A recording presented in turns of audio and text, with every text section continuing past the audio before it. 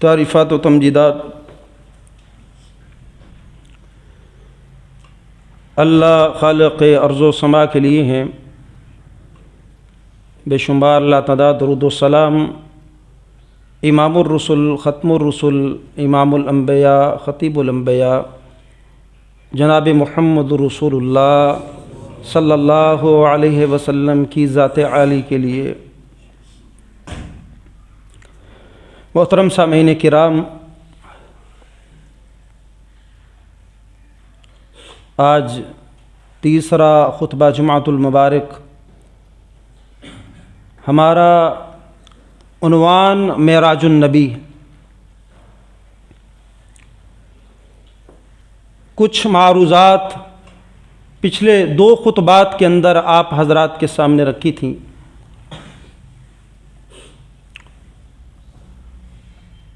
محترم سامعین کرام،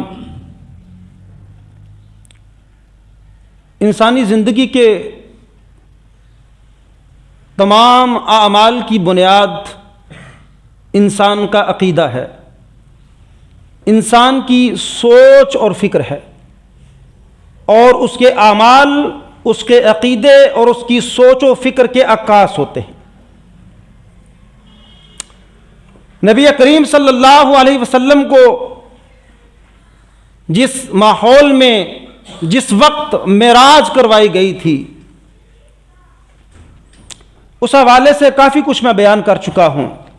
ایک بات بڑی اہم ہے جس کا میں تذکرہ ضروری سمجھتا ہوں۔ معراج پر نبی کریم صلی اللہ علیہ وسلم کو دیے جانے والے تحائف میں سے ایک تحفہ نماز کا ہے۔ اگر 13 نبوی کو معراج ہوئی ہے، 11 سے 13 بالاختلاف،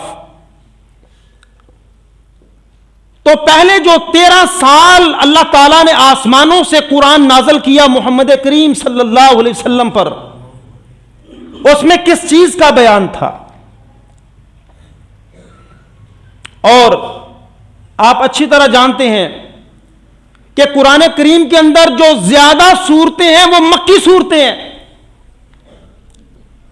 قرآن کریم کا بیشتر حصہ نماز کے حکم سے پہلے نازل ہوا، اور عبادات کے اندر جو سب سے پہلے فرض ہونے والی عبادت تھی وہ نماز ہے۔ نبی کریم صلی اللہ علیہ وسلم نے اس مکے کے ماحول کے اندر جو بت پرستی کا ماحول تھا، لات منات اور عزا کی پوجا کا ماحول تھا، یہ دیکھیں آگے نا جہاں یہ آیت ختم ہو رہی ہے، میں نے ابھی جو آیت پڑھی ہے سورۃ النجم کی، لَقَدْ رَأَىٰ مِنْ آيَاتِ رَبِّهِ الْكُبْرَىٰ، اس سے فوراً آگے کیا ہے؟ أَفَرَأَيْتُمُ اللَّاتَ وَالْعُزَّىٰ، یہ لات و عزا کی پوجا ہوتی تھی، ان کے نام کی نظر و نیاز، ان کے نام کی قربانیاں، بتوں پر خون ملنا، اولادیں پیش کرنا، یہ سب کچھ اللہ کے علاوہ غیروں کی بتوں کی پرستش تھی۔ اور جب یہ دیکھا کہ 13 سال کی نبوی محنت کے پیچھے عقیدہ توحید والے صحابہ، اور اب ان کے اندر اخلاص آ چکا ہے، اور اخلاص ہجرت حبشہ ایک بہت بڑی نشانی تھی اخلاص کی، کہ جب انسان گھر بار چھوڑ دیتا ہے، بیوی بچے چھوڑ دیتا ہے، اپنے کاروبار اور بزنس چھوڑ دیتا ہے، اس سے بڑا اخلاص کیا ہوگا؟ یہ 13 سال کی محنت، عقیدے کی محنت۔ اور یہاں میں عرض کرتا چلوں اپنے خطبہ جو بھائی ہیں ان کے لیے، پڑھے لکھے افراد کے لیے، اور میرے بھائیوں، میرے نبی نے جو 13 سال عقیدے پہ محنت کی تھی، آج ہماری تقریروں کے اندر، آج ہمارے خطبوں کے اندر عقیدے والی بات کوئی نہیں ہو رہی۔ ہر عبادت کی بنیاد عقیدہ ہے، عقیدہ توحید ہے، تو انشاءاللہ وہ عبادت اللہ کے ہاں قبول و منظور ہو جائے گی۔ تو 13 سال میں کسی عبادت کا حکم نہیں ہے، پھر کیا آتا رہا، کیا نازل ہوتا رہا؟ علماء کرام واعظین وہ بیان کیوں نہیں کرتے؟ اور ماشاءاللہ جو علماء کو اپنی مساجد میں بلانے والے ہیں، وہ بھی نت نئے عنوانات دیتے رہتے ہیں، نہ وہ تحقیقی موضوعات ہیں اور نہ ان کا تعلق عقائد کے ساتھ ہے. مزے لینے کے لیے آپ علماء کرام کو بلائیں اور ان کو دیں ٹاپک عقیدہ توحید، ان کو بتائیں کہ اللہ نے 13 سال جو آسمان سے قرآن نازل کیا ہے اس کے اندر توحید ہی تو بیان ہوئی ہے، آخرت اور رسالت کا تذکرہ ہے. تو یہ سبب تھا کہ جب میدان بن چکا، عقیدہ توحید بن چکا، تب جا کے عبادات کا آغاز ہوتا ہے. عقیدہ ٹھیک نہیں ہے تو پھر نمازیں بھی کسی کام کی نہیں ہے، روزے حج زکاتیں کسی کام کے نہیں ہے. محنت کرو اپنے عقیدوں پہ، سیکھو عقیدہ توحید. اور انشاءاللہ میں آج جو بقیہ حصہ معراج کا اس میں بیان کروں گا کہ معراج کا عقیدے کے ساتھ کتنا گہرا تعلق ہے، عقیدہ توحید کے ساتھ. تو یہ بات سمجھ آ گئی ہوگی. سب سے پہلے عقیدہ، محنت، پھر عبادت آئی ہے. اور باقی عبادات کے احکامات آسمان سے نازل کب ہوئے ہیں؟ مدینہ منورہ کے اندر، مدنی صورتوں کے اندر. تو جب اللہ تعالیٰ نے نبی کریم صلی اللہ علیہ وسلم کو معراج پر تحائف سے نوازا، جنت اور جہنم کے تذکرے پچھلے خطبے کے اندر میں وضاحت سے بیان کر چکا. 3 سے 4 لوگ جن کو اللہ کے نبی صلی اللہ علیہ وسلم نے جہنم میں دیکھا، عذاب ہوتے. اور میرے بھائیوں یاد رکھو، یہ شرک سے بیزاری عملی طور پر تھی. نماز عملی طور پر یہ شرک سے بیزاری کا اعلان تھا. ہم سمجھتے تھے کہ اللہ کے علاوہ کسی کو سجدہ جائز نہیں ہے، ہم سمجھتے تھے کہ قربانی جائز نہیں ہے، ہم سمجھتے تھے نظر و نیاز جائز نہیں ہے. لیکن عملاً اللہ نے نماز کا حکم دے کے انسانوں کو بتا دیا کہ ہر معاملے کے اندر تمہاری گردن جھکے تو اللہ احکم الحاکمین کے سامنے جھکے. یہ عملاً شرک کی نفی تھی. عملاً نماز کیا تھی؟ عملاً شرک کی نفی تھی کہ گردن کا جھک جانا صرف نماز تک نہیں تھا.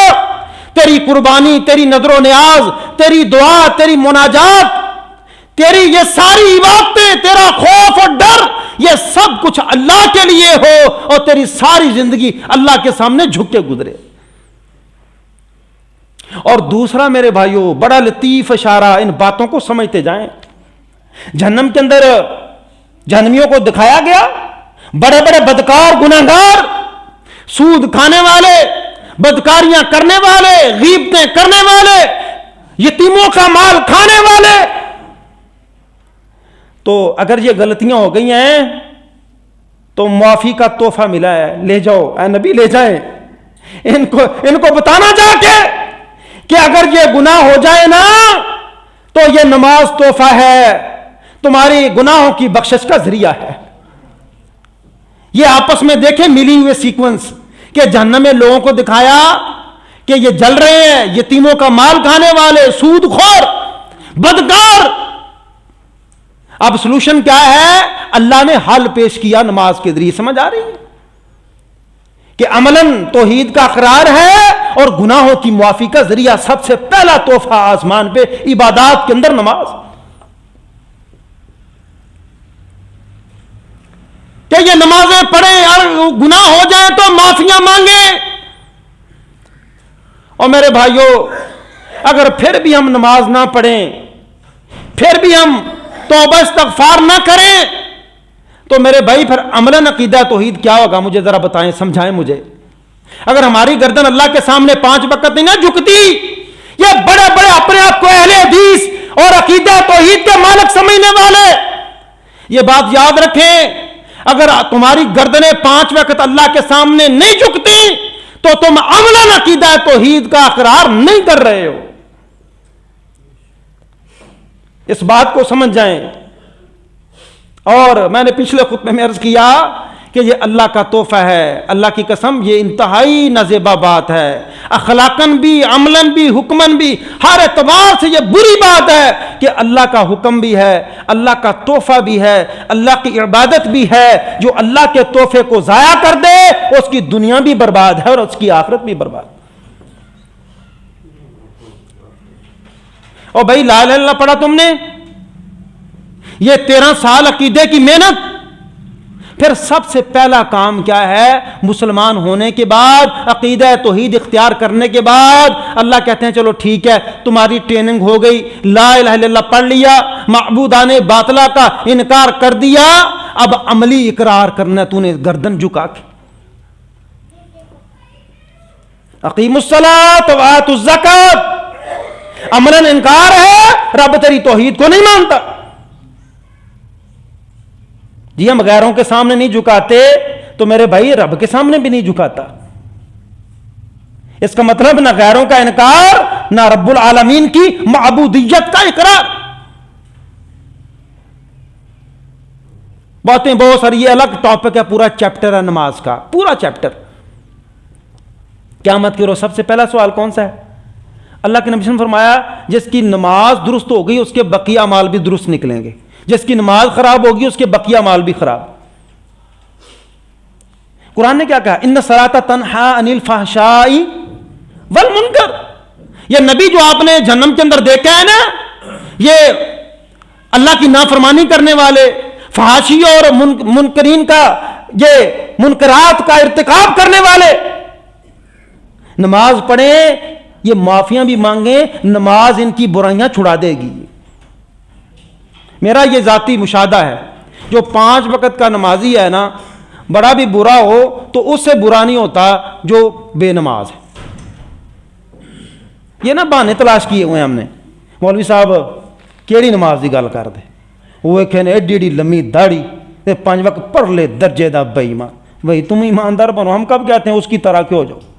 وہ کوئی نمونہ نہیں ہے، کوئی مولوی، کوئی عالم، کوئی فقیہ، کوئی محدث، کوئی تبع تابی، کوئی تابی، کوئی صحابی، کوئی اسوہ حسنہ نہیں۔ لقد کان لکم فی رسول اللہ اسوۃ حسنہ۔ تم اچھے بن جاؤ اگر وہ برا ہے، تم مثال پیش کر دو۔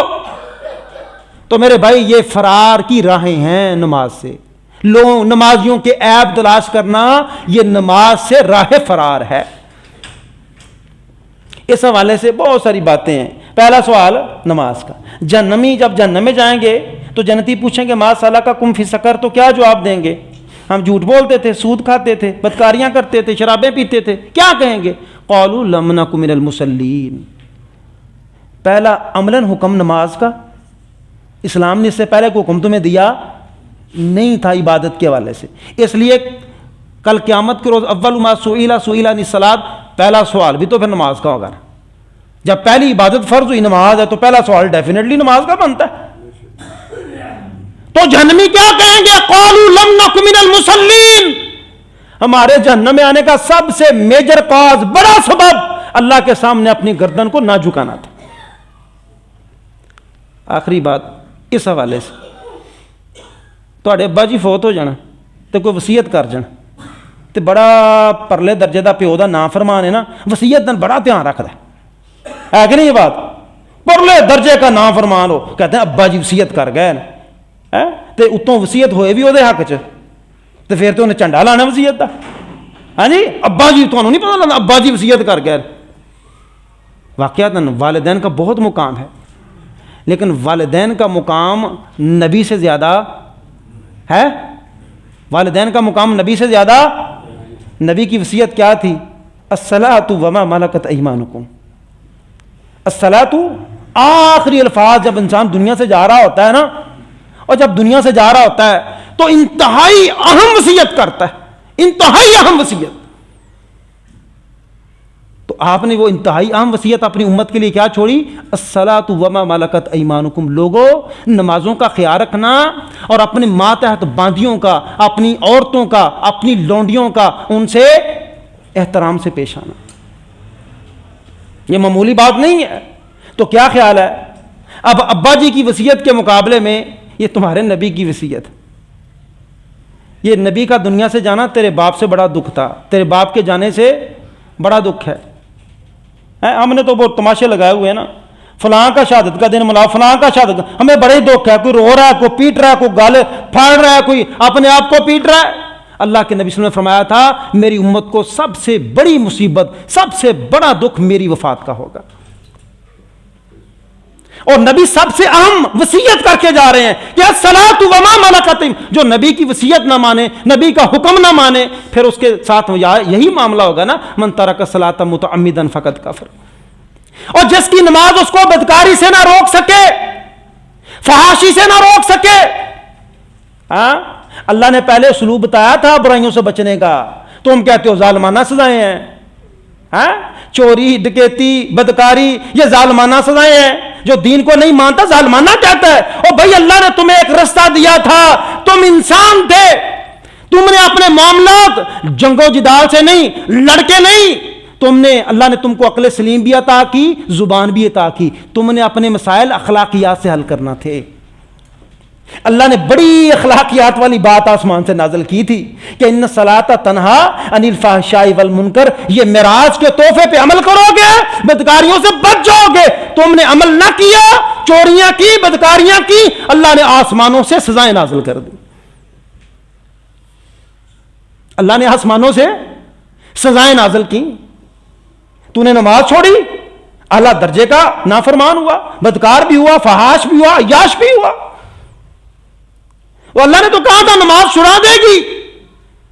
اگر نماز پڑھ کے بھی نہیں چھوٹی تو جان لے تو عادت پوری کر رہا ہے، رب کی عبادت نہیں کر رہا۔ اگر نماز پڑھ کے بھی تیری برائی نہیں چھوٹی تو یہ تیری عادت ہے، تو عبادت نہیں کر رہا۔ عبادت پتہ کیا میں اکثر کہا کرتا ہوں، جامع تعریف عربی کے اندر تو اور ہے نا، میں ایک مثال بیان کروں نماز کے حوالے سے۔ عبادت یہ ہے، کسی بھی معاملے میں جو عبادات ہیں ان کے، تیرا دل نہ بھی چاہے تو وہ کرہا، عبادت یہ ہے، تیرا دل نہ بھی چاہے پھر بھی رب کا حکم مان کے اس کے سامنے حاضر ہو جائے، اللہ کی قسم یہ عبادت ہے، ورنہ وہ عادت ہے۔ تو ہم نے نماز چھوڑ دی، پھر آسمان سے سزائیں نازل ہوئیں کہ چور کے ہاتھ کاٹے جائیں، بدکار کو رجم کیا جائے، ڈاکہ ڈالنے والے کی یہ سزا۔ حالانکہ یہ نماز ساری برائیاں ختم، یہ سب سے امپورٹنٹ گفٹ اور تحفہ۔ اور ویسے نا جو سر بھی بیٹھے ماشاءاللہ انگلش جانتے ہیں، یہ ہم جو آپس میں ایک دوسرے کو دیتے ہیں نا، یہ پریزنٹس ہوتے ہیں۔ جو اللہ دیتا ہے نا، لفظ گفٹ حقیقی معنی میں وہی ہے، یہ گاڈ گفٹڈ نہیں کہتے، گفٹ کا حقیقی معنی جو تحفہ اللہ کی طرف سے ہوتا ہے وہی ہوتا ہے۔ یہ اتنا بڑا تحفہ جو برائیوں سے بچا دے، جو آخرت کے اندر سب سے پہلا سوال ہے، جو اس تحفے کو ضائع کرے گا دنیا بھی برباد، آخرت بھی برباد۔ دوسرا تحفہ کیا تھا؟ سورۃ البقرہ کی آخری آیات۔ اللہ کے نبی صلی اللہ علیہ وسلم نے فرمایا کہ یہ مجھے عرش کے نیچے سے خزانے سے دی گئی ہیں، سورہ بقرہ کی آخری آیات۔ عرش کے نیچے سے خزانہ، اور جو ان آیات کو پڑھتا ہے یہ آیات اس کے لیے کافی ہو جاتی، یہ آیات اس کے لیے کافی ہو جاتی ہیں۔ ایک روایت کے اندر آتا ہے کافی سے مراد یہ جو حدیث کفاتاہو کے الفاظ ہیں نا، محدثین نے شرح پتہ کیا کی ہے کہ اگر یہ دن کو پڑھتا ہے رات کو پڑھتا ہے۔ اور ایک روایت میں نے پڑھا کہ جو 3 دن رات، کتنے 3 دن رات یہ اپنے گھر کے اندر سورہ بقرہ کی آخری آیات تلاوت کرتا ہے، اس گھر میں شیطان داخل نہیں ہو سکتا۔ اچھا یہاں ایک اور بات مجھے یاد آ گئی، مولوی صاحب نے کدی جن چمڑے، مولوی صاحب سایا ہو گیا، دڑ گاٹے ڈگ پہ مولوی صاحب، اور دسو نا مولوی صاحب کو سایا ہو گیا، مولوی صاحب جن چمڑ گئے، جنڑیاں چمڑ گئی مولوی صاحب نے، نہیں چمڑ دیا کوئی یار مثال میں بیان، میں نے تو بڑی جگہ لوگوں سے یہ سوال کیا ہے، کہتے ہیں نہ جب تینوں چمڑ جان تیری عذاب بن جائے تیری جان نو، تو نے قرآن نہیں پڑھنا، تو نے نماز نہیں پڑھنی، تو پھر انہوں کو ہی جانا ہے، اب انہوں کو تویز کر دے، میں تو مر چلے آج۔ اللہ تعالیٰ نے یہ آسمان سے کہا شیطان اس گھر میں داخل، میرے عمل کے اندر کمی آ سکتی ہے، اللہ کے نبی کی بات غلط نہیں ہو سکتی۔ دوسری بات ہے جس گھر میں سورہ بقرہ کی تلاوت کی جاتی ہے اس گھر میں شیطان داخل نہیں ہوتا۔ ایک اور صاحب نے حضرت معاذ سے پوچھا تھا، یہ الگ حضرت ابو ہریرہ والا الگ واقعہ ہے، وہ جو صدقۃ الفطر پہ ڈیوٹی نگرانی کر رہے تھے، وہ شیطان آیا تھا چرانے کے لیے، ایک حضرت معاذ والا بھی واقعہ، تو اس کے آخر میں بھی وقت نہیں ہے، اس کے آخر میں بھی یہ الفاظ کہ جس گھر میں سورہ بقرہ کی آخری آیات پڑھی جاتی ہیں اس گھر میں شیطان داخل. ابن عباس رضی اللہ عنہ فرماتے ہیں، کہتے ہیں کہ جبریل امین رسول اللہ صلی اللہ علیہ وسلم کے پاس بیٹھے ہوئے تھے کہ اچانک ایک آواز آئی، ناگہانی آواز. اللہ کے نبی صلی اللہ علیہ وسلم نے سرا آسمان کی طرف دیکھا. جبریل امین فرماتے ہیں کہ آج جنت کا وہ دروازہ کھلا ہے جو اس سے پہلے کبھی نہیں کھلا. آج جنت کا وہ دروازہ کھلا جو اس سے پہلے کبھی، میں نے عرض کیا تھا پچھلے کہ یہ رسول اللہ صلی اللہ علیہ وسلم کے جو کام ہیں نہ اس سے پہلے ہوئے ہیں نہ آپ کے بعد ہوں گے. یہ وہ حدیث بتائے کہ یہ آسمان کا وہ دروازہ کھلا ہے جو اس سے پہلے کبھی کھلا نہیں، اور اس دروازے سے وہ فرشتہ آیا ہے جو آج سے پہلے نہیں آیا. وہ فرشتہ آیا نبی کریم صلی اللہ علیہ وسلم کے پاس اور آ کے بشارت دی 2 نوروں کی. کتنے نوروں کی بشارت دی؟ 2 نوروں کی. وہ بشارت کیا تھی کہ آپ کو خوشخبری ہے، بشارت آپ کے لیے وہ ان 2 نوروں کی جو آپ کو عطا کیے گئے ہیں. وہ کون سے 2 نور ہیں؟ ایک سورۃ الفاتحہ، ایک سورۃ الفاتحہ، یہ بھی کیا ہے؟ نور ہے. یہ بھی کیا ہے؟ شفا ہے. اور دوسرا سورۃ البقرہ کی آخری آیات ہے. اور ایک اور خوشخبری سنائی کہ جو بھی سورہ بقرہ کی آخری آیات پڑھے گا، اور حدیث کے پتہ کیا الفاظ ہیں، جو ان کا ایک حرف بھی پڑھے گا، بھی حرف کے الفاظ، ایک حرف بھی پڑھے گا، جو وہ پڑھے گا اللہ وہی اس کو عطا کر دے گا. جو وہ پڑھے گا اللہ تعالیٰ اس کو، میں پڑھتا ترجمہ کرتا، بات ختم. تیسرے تحفے کی طرف آئیں. یہ بہت بڑا تحفہ تھا سورہ بقرہ کی آخری آیات. تیسرا تحفہ، آپ کی امت سے جو شرک نہیں کرے گا میں اس کے سارے گناہ معاف کر دوں گا. عقیدے کا سبق حاصل ہو رہا ہے میرا سے. پہلے 13 سال عقیدہ بنا، پھر معراج ہوئی، نماز ملی عملاً شرک کی نفی کے لیے اور گناہوں کی معافی کے لیے. ساتھ قرآن کی یہ صورتیں، یہ آیات ملی تاکہ ان کو پڑھا جائے شیطان سے بچنے کے لیے. اور تیسری بات کہ جو آپ کی امت سے شرک نہیں کرے گا اللہ کریم اس کے سارے گناہ. مولوی نے کہڑا گال سمجھائے، وہ کہتے ہیں نہیں مسلمان نہیں شرک کر سکتا. یہ بڑا خراب عقیدہ ہے. یہ مسئلے اور عقیدے کی بات ہے. یہ بڑے خراب عقیدہ ہے جو کہتا ہے کہ مسلمان شرک نہیں کر سکتا. اچھا مسلمان شرک نہیں کر سکتا تو یہ معراج پہ تیسرا جو تحفہ ملا ہے یہ کس کے بارے میں؟ کہ آپ کی امت کے لوگوں کے ان کے تمام گناہ معاف کر دی جائیں گے جو شرک نہیں کریں گے. اس کا مطلب یہ حدیث ہی بیان کر رہی ہے، صحیح مسلم کی حدیث نمبر 173 یہی بیان کر رہی ہے کہ شرک ہوگا. اور دوسری بہت ساری روایات ہیں یہ ثبوت کے لیے کہ یہ امت جو ہے نا بالکل یہود و نصارہ کے پیچھے چلے گی اور اس وقت تک قیامت قائم نہیں ہوگی کہ جب تک اس امت کا ایک گروہ شبرم بشبر کے الفاظ ہیں کہ جس طرح ایک ہاتھ دوسرے ہاتھ کی طرح بالکل یہ یہود و نصارہ کی یہ نکالی کریں گے. بتائیں کتنے ایسے کام ہیں جن میں ہم نکالی کر رہے ہیں. شرک کریں کیا آپ نے دیانتداری سے، اب تمہاری ایمان کی عظمت، دیانتداری سے بتانا پاکستان میں قبروں کو سجدے ہوتے نہیں دیکھے تم نے؟ ہاں جی کون کرتا ہے؟ اب سب کہہ رہے ہیں جاہل کرتے ہیں. یہ جاہلوں کو رستہ دکھایا کس نے؟ یہ شرائن اور ٹومز بنانے کی ضرورت کیا تھی؟ یہ درگاہیں اور مندر، یہ دربار بنانے کی ضرورت کیا تھی؟ ہم نے رستہ غلط دکھایا، لوگ جا گرے. اور عقیدت کے اندر، کس کے اندر؟ عقیدت کے اندر. اب کہتے ہیں نہیں جی وہ جو قرآن کے اندر شرک کی آیتیں نازل ہوئی ہیں نا وہ مشرکین مکہ کے لیے. وہ بھائی جان 13 سال کا نازل ہونے والا قرآن کریم کی تقریباً 86 صورتیں. کتنی صورتیں؟ 86 صورتیں. تو ہمارے صرف ثواب کے لیے ہیں. نازل ڈائریکشن اس کے اندر جو انسٹرکشنز تھی وہ غیر مسلموں کے لیے تھی. تو ہمارے صرف ثواب کے لیے، ہمارے کسی کام کی نہیں ہے. وہ پریکٹیکلٹی نہیں ہے ان کے اندر. عملیت کیا ہے؟ عقیدے کی اصلاح. تو میرے بھائیوں یہ معراج کا تحفہ ہے. اور اللہ کے نبی صلی اللہ علیہ وسلم کی حدیث ہے جامع ترمذی کی، حدیث قدسی ہے، یا ابن آدم، اے بنی آدم، لو آتیتنی بقربها الارض خطایا، اگر ثم لقیتنی، اگر تیری میری ملاقات اس حال میں ہو گئی نا کہ تیرے گناہ ہی گناہ ہیں، قرابہ الارض خطایا، زمین بھر کے گناہ ہیں آسمان تک، ثم لقیتنی، پھر تیری ملاقات مجھ سے ہوتی ہے، ولا تشرکوا بی شیئا، ایک شرط ہے، کنڈیشن ہے، میرے ساتھ شرک نہ کرنا، لا اتیتک بقرابہ مغفرہ، میں تیرے سارے گناہ معاف کر دوں گا، میں تیرے سارے گناہ معاف کر دوں گا.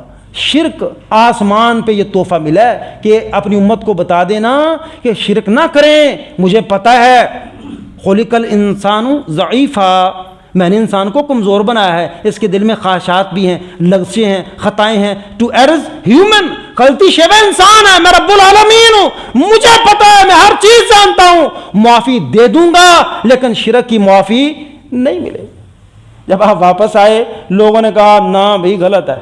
اب میں نے ان ٹاپکس کو ٹچ نہیں کیا اپنے خطبے کے اندر کہ جسمانی میں رائے تھی یا خواب تھا. جسمانی میں رائے، اللہ کو دیکھا نہیں دیکھا، یہ ایک کنٹروورشل ٹاپکس ہیں، میں نے ان کو ٹچ نہیں کیا. واپس آئے لوگوں نے انکار کیا، نہیں نہیں نہیں نہیں نہیں ایسا نہیں ہو سکتا. ابو بکر صدیق تھے، کہتے ہیں نبی نے کہا ہے کہ میں راتوں رات مسجد حرام سے مسجد اقصی 7 آسمانوں کی سیر. ہاں تیرا دوست محمد کہتا ہے. اچھا کہتا ہے تو آمنا وصدق، یہ سچ کہتا ہے، اسی لیے ابو بکر کو صدیق کہتے ہیں کہ اگر میرا نبی کہتا ہے تو پھر سچ کہتا ہے. اچھا چلو آؤ نا بات کر لو، آؤ جی بات کرو، بتاؤ جی کیا دیکھا رستے میں، ذرا بتاؤ، نشانیاں بتاؤ. یہ تاجر تھے نا، مکے سے شام اور ان فلسطین بیت المقدس کی طرف جایا کرتے تھے. اچھا بتاؤ پھر وہ بیت المقدس کو، اس کی سچویشن بیان کرو، اس کی اللہ تعالیٰ نے، اللہ کے نبی صلی اللہ علیہ وسلم گئے تھے اور وہ سارا نقشہ اللہ کے نبی صلی اللہ علیہ وسلم کے سامنے کر دیا تاکہ بالکل بالکل شک و شبہ ان کو نہ رہے. اور بڑی تفصیل کے ساتھ الرحیق المختوم کے اندر یہ بات موجود ہے کہ جب نبی علیہ السلام اسرا ہوا نا تو رستے کے اندر مکے کے قافلے سے ملاقات بھی ہوئی تھی آپ کی، رات کو ٹریول کر رہا تھا، ان کا ایک اونٹ بھی گم ہو گیا تھا اور اللہ کے نبی صلی اللہ علیہ وسلم نے بتایا تھا تھوڑا اونٹ ہوتے جے، تمہارا اونٹ ادھر ہے. اب وہی واقعہ اللہ کا ان سے ملاقات کروانا صبح تصدیق کا باعث بن گیا کہ رستے میں یہ قافلہ فلاں فلاں ملے تھے، اس طرح تمہارا اونٹ گم ہوا تھا، اس اونٹ کی نشاندہی کس نے کی تھی؟ میں نے بتایا تھا تمہارا اونٹ اسے. اور ایک روایت کے اندر آتا ہے کہ ان کا ایک برتن کے اندر پانی بھی پڑا ہوا تھا، ڈھکا ہوا تھا، آپ نے وہ پانی بھی پیا، اس کو پھر ڈھانپ دیا تھا، اس کو پھر ڈھانپ. یہ واقعہ آپ کی تصدیق کا سبب بنا. اور اللہ کے نبی صلی اللہ علیہ وسلم فرماتے ہیں کہ اسرا کی رات کو میں ایک جگہ سے جب گزرا تو بڑی ہی پیاری خوشبو مجھے آئی. آخری بات، بڑی پیاری خوشبو آئی، بڑی پیاری مہک.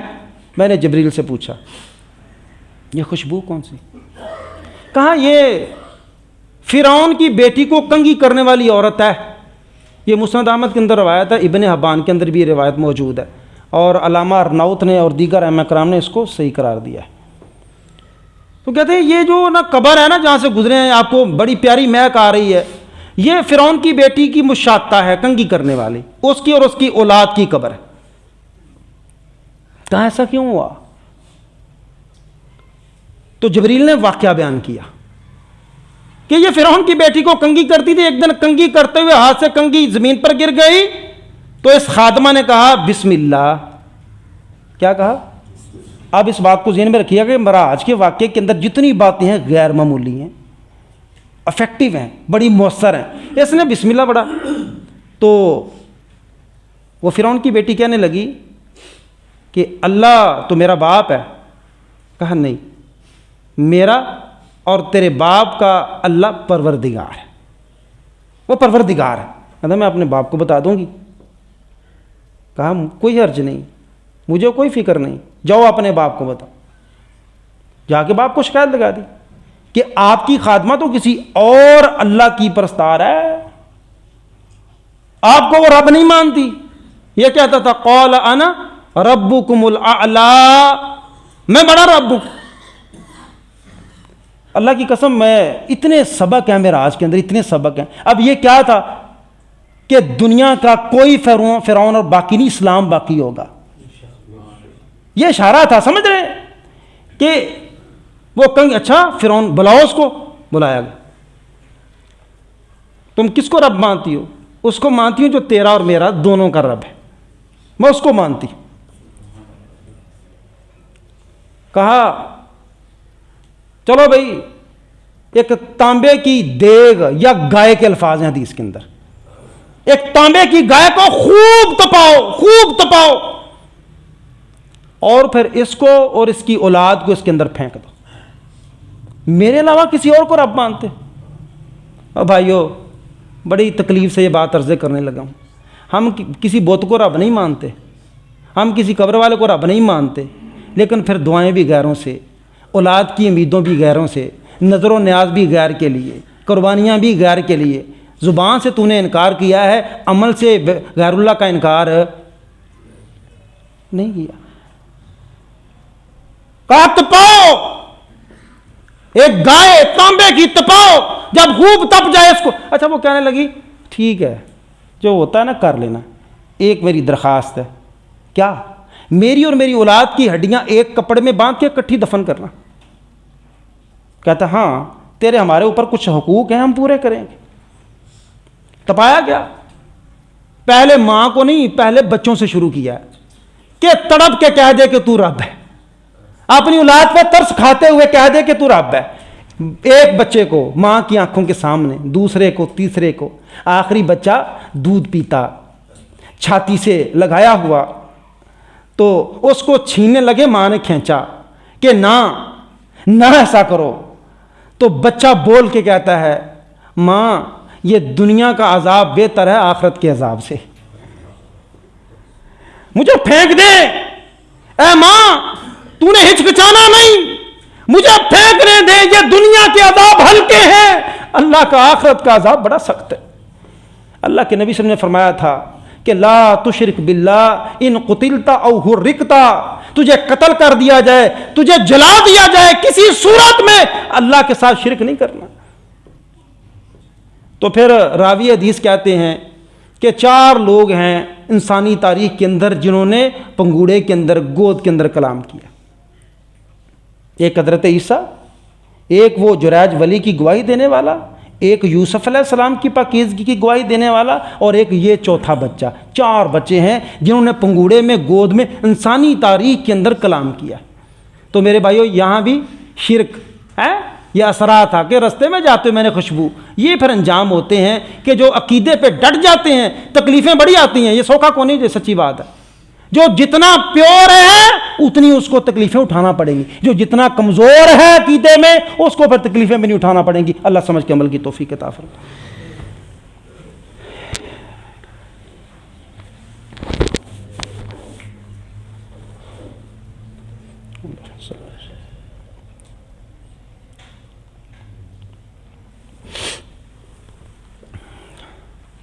الحمد لله نحمده ونستعينه ونستغفره ونعوذ بالله من شرور أنفسنا ومن سيئات أعمالنا من يهده الله فلا مضل له ومن يضلله فلا هادي له وأشهد أن لا إله إلا الله وحده لا شريك له وأشهد أن محمدا عبده ورسوله. أما بعد فإن خير الحديث كتاب الله وخير الهدي هدي محمد صلى الله عليه وسلم وشر الأمور محدثاتها وكل محدثة بدعة وكل بدعة ضلالة وكل ضلالة في النار. یہ جو عورت کا واقعہ ہے نا یہ بڑا غور طلب ہے.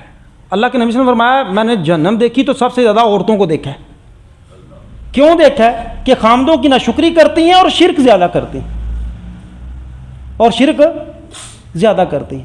اللہ نے عورتوں کے لیے مثال بیان فرمائی ہے کہ دیکھ لو فرعون کے گھر کام کرنے والی جو اپنے آپ کو رب کہتا ہے اس کا عقیدہ بالکل صاف.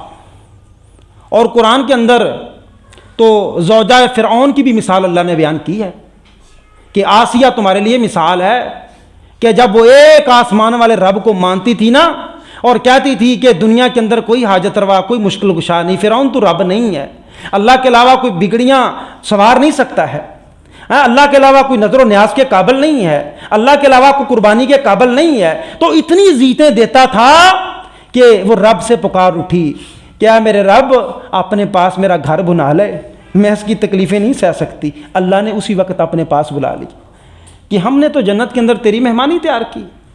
تو عورتیں زیادہ عقیدے کے اندر خرابی پیدا ہوتی ہے، اس کے اندر ملوث ہوتی ہیں۔ تو میرے بھائیوں، معراج کے جو تحفے ہیں، سب سے پہلا تحفہ نماز، انشاءاللہ 5 نمازیں پڑھیں گے نا جی پوری۔ اللہ کا گفٹ ہے، نبی کی وصیت ہے، اللہ کا گفٹ بھی ہے، حکم بھی ہے، گناہوں کی معافی کا ذریعہ ہے، اور نبی کی یہ وصیت بھی ہے۔ انشاءاللہ 5 نمازیں پوری ہوں گی نا ہماری، اور سورہ بقرہ کی آخری آیت اپنے گھر میں تلاوت کرنی انشاءاللہ۔ یہ بابو شابوں کے پاس جانے کی ضرورت نہیں ہے۔ میں نے مثال پیش کر دی، مولوی صاحب نے کون نہیں جن چمڑ دے، نہ جننیاں چمڑ دیاں نے، نہ انہوں نے کوئی تویز انہوں نے گھر کو چھوڑ جاتا ہے، انہوں نے تویز بھی نہیں جے پیندے ہے۔ کیوں کہ وہ نماز پڑھتا پڑھاتا ہے، قرآن پڑھتا پڑھاتا ہے۔ تم بھی اس سے جڑ جاؤ، ذلت سے بچ جاؤ گے، اور شرک نہیں کرنا۔ اللہ سمجھ کے عمل کی توفیق عطا ہے۔ سبحان ربک رب العزت عما یصفون۔